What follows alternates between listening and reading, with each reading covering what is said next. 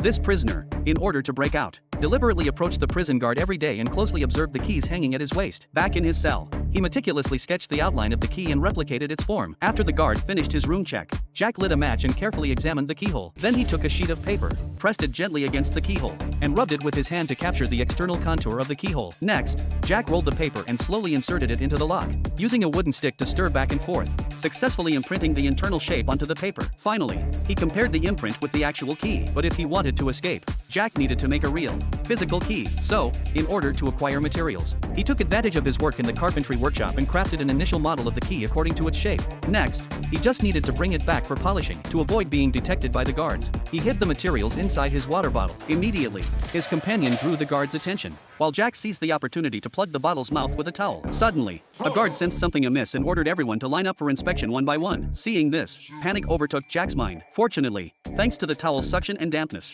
the model hidden inside the bottle did not fall out. The guard shook the bottle twice, saw nothing inside, and handed it back to him. Thus, Jack successfully obtained the materials he needed. Then he used a file to polish the outline of the key. Afterward, he assembled the pieces with glue and successfully crafted a wooden key. When the guard was away, he eagerly inserted the key into the keyhole. Upon hearing the unlocking sound, Jack was filled with joy. As the cell door swung open, Jack greedily inhaled the taste of freedom. But this was only the first step of his plan. Next, he had to make keys for every lock in the prison. From that day on, whenever he could, Jack would stare at the guard's keys and memorize every detail. But for the same type of key, he needed to produce countless copies in order to open all the cell doors. To ensure the escape plan was foolproof, Jack began practicing under his companion's cover. He always carried a file on him, ready to make adjustments at any time. But suddenly, a key broke off inside the lock. Worse yet, just then, a guard came by to inspect the cell.